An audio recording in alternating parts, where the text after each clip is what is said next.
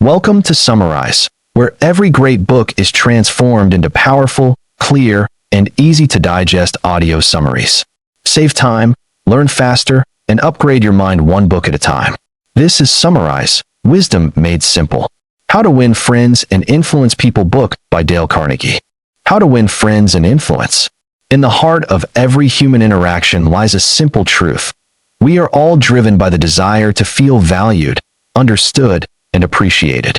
This timeless wisdom forms the foundation of Dale Carnegie's masterpiece, How to Win Friends and Influence People, first published in 1936 and still guiding millions today. Imagine a world where arguments dissolve into understanding, where criticism sparks growth instead of resentment, and where leadership inspires rather than demands. That's the world Carnegie invites us into, a world built not on manipulation, but on genuine human connection. As we journey through this book, we'll uncover practical, battle-tested principles drawn from history's greatest minds, everyday heroes, and Carnegie's own experiences. These aren't abstract theories. They're tools to transform your relationships, your career, and your life. Let's begin with the fundamental techniques in handling people, where we learn that the path to influence starts with selflessness. Part 1. Fundamental Techniques in Handling People. Carnegie opens with a stark reminder. Criticism is futile. It wounds pride, breeds resentment, and rarely changes behavior. He illustrates this with a story from Charles Schwab, the steel magnate who built Bethlehem Steel into an empire. Schwab once found two of his executives arguing heatedly over a minor issue. Instead of taking sides or rebuking them, Schwab asked, "Why can't you both be right?" The men paused, realized the futility, and dropped the argument. Schwab knew that direct confrontation only entrenches positions. It closes doors rather than opening them. Abraham Lincoln echoed this wisdom during the Civil War.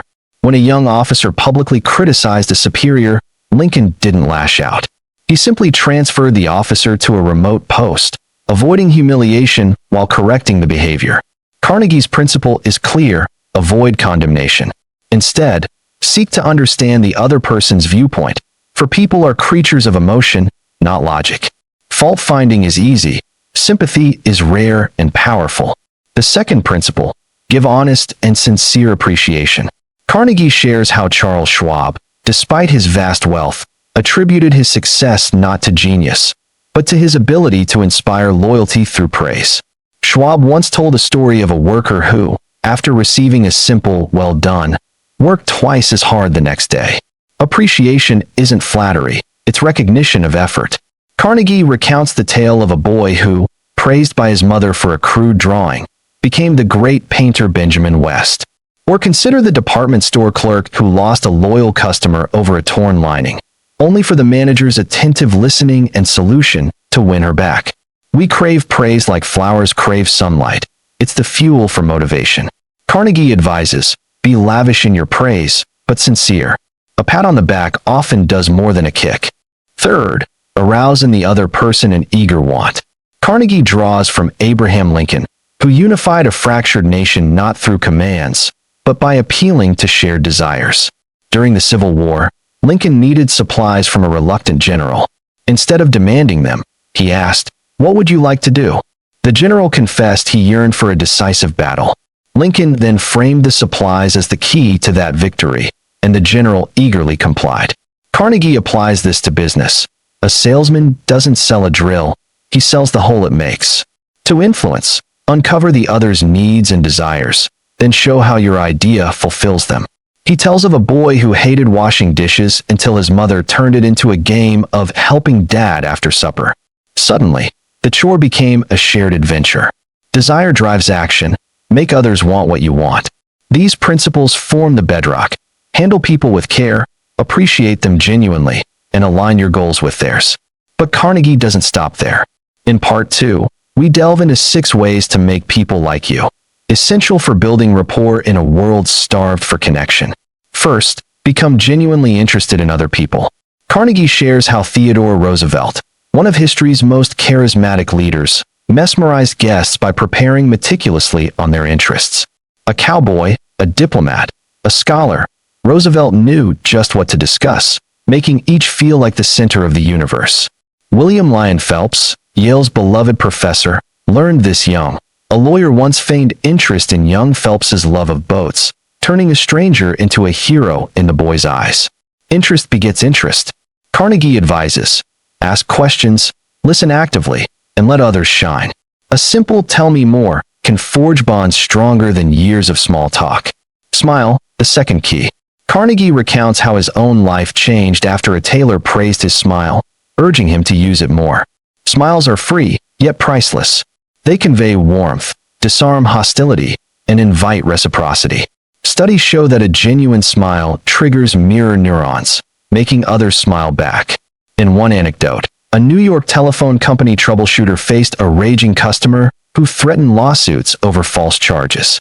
Instead of arguing, the troubleshooter listened sympathetically, smiled reassuringly, and let the man vent.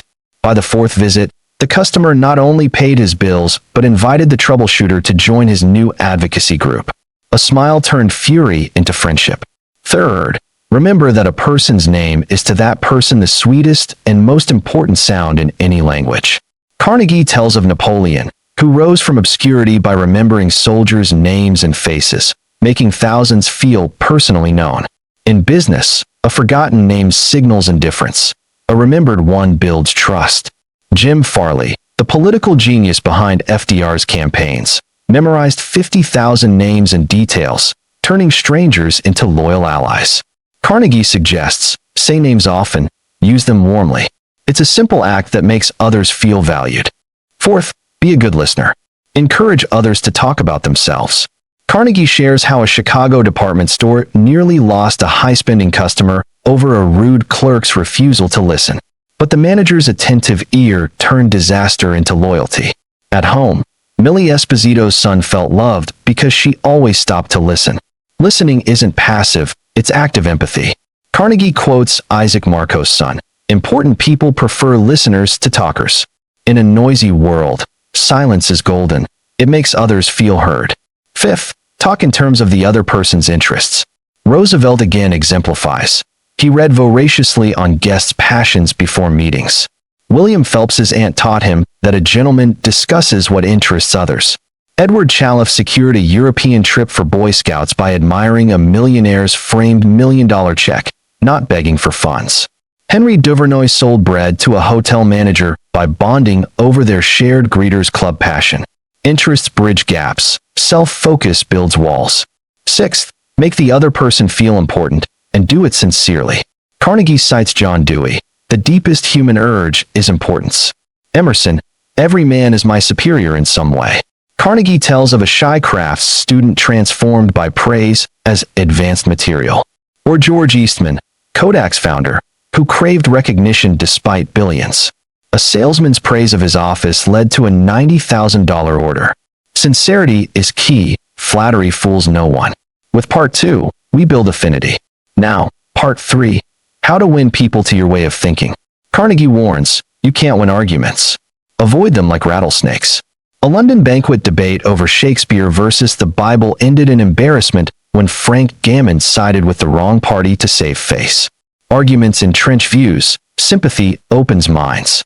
Patrick O'Hare, a truck salesman, transformed losses into wins by agreeing with critics.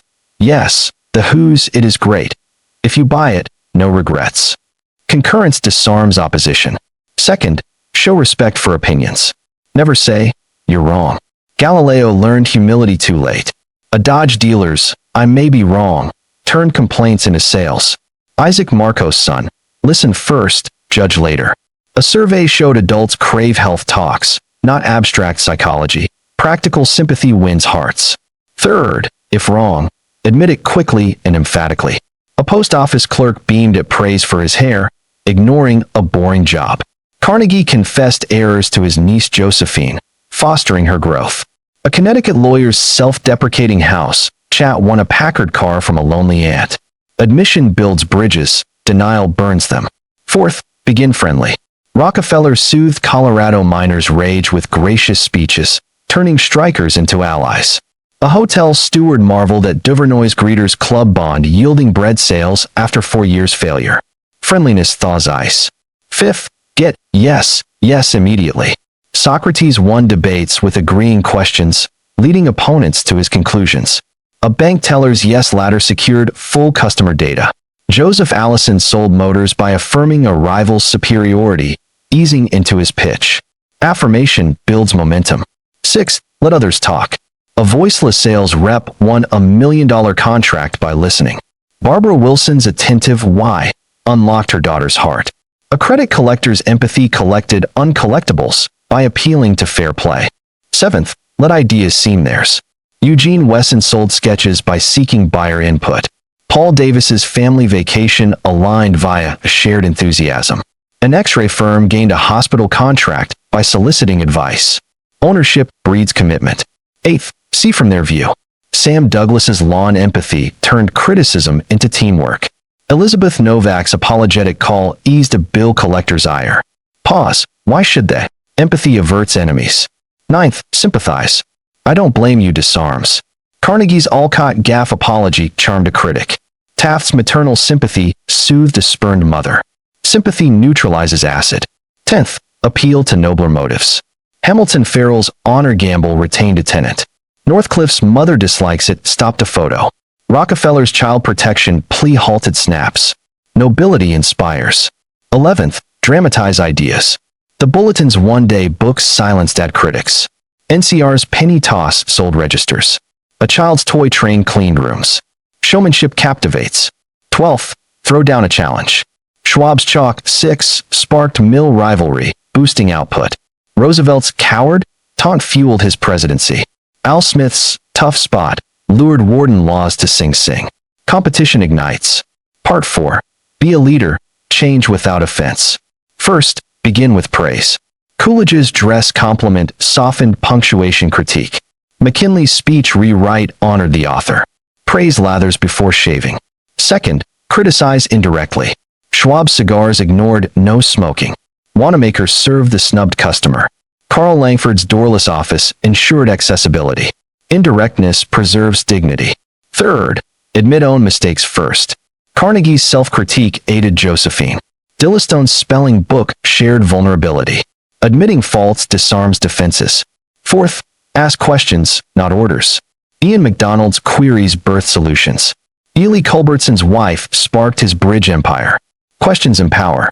Fifth, let's save face. G. retitled Steinmetz. Granger's seasonal praise eased firings. Mazzone's boss praised before error admission. Dignity fosters loyalty. Sixth, praise improvement lavishly. Barlow's dog Pats built acts. Caruso's mother bloomed his talent. Dickens's editor ignited genius. Skinner's reinforcement withers faults. Seventh, give fine reputations. Hopkins's leader transformed Tommy. Parker's mind-changing reopened doors. Fitzhugh's charwoman polished zealously. Reputation motivates. Eighth, make faults easy. Barlow's dancer bloomed under natural rhythm. Clarence Jones's flashcards gamified math for David. Encouragement eases correction. Ninth, make happy to comply. House's too important soothed Brian. Wilson's favor framing honored McAdoo. Ferrier's pear basket deal thrilled Jeff. Benefits sell suggestions. These principles aren't tricks, they're lifelines. Carnegie closes, apply them sincerely, and watch relationships flourish. In a world of discord, your empathy, praise, and respect can light the way. As Emerson said, every man I meet is my superior in some way. Embrace that, and influence follows naturally. This book isn't just read, it's lived. Start today.